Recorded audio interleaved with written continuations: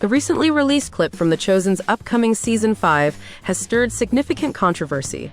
The scene, which depicts a conversation between Jesus and Judas, has led some viewers to accuse the show of being unbiblical.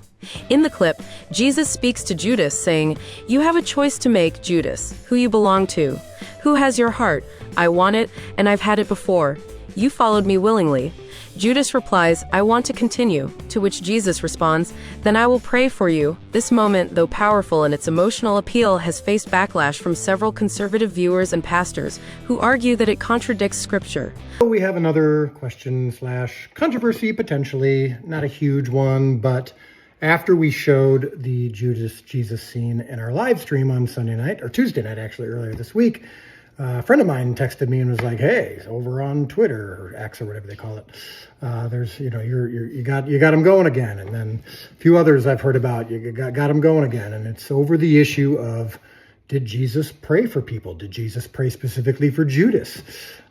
Did Jesus want Judas to change his mind? Did Judas have free will? Was Judas ever saved? I mean, all the typical Judas questions started to come up. And of course, there's a measurable amount of people who believe that we got it wrong, that I got it wrong.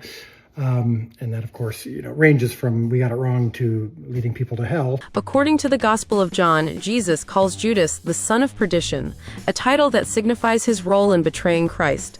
Some critics argue that Jesus' act of praying for Judas' heart is inconsistent with the biblical portrayal of Judas' predestined betrayal. Arizona pastor Gabriel Hughes pointed out that the Bible doesn't show Jesus praying for Judas to change his fate, as the betrayal was part of God's plan for salvation. Critics claim that the show is taking too many liberties with the New Testament text.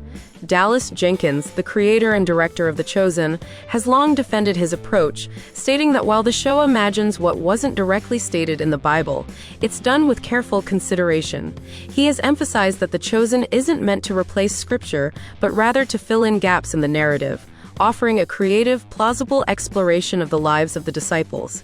Jenkins insists that his intention is to remain true to the spirit of the Gospels, and that the show has inspired viewers to engage more deeply with the Bible.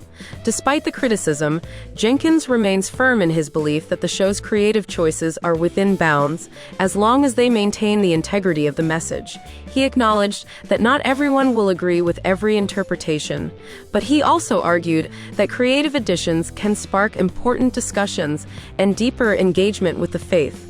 The controversy highlights a broader discussion about the role of artistic interpretation in religious storytelling. For some, The Chosen has succeeded in bringing the story of Jesus and his followers to life in a way that resonates with modern audiences.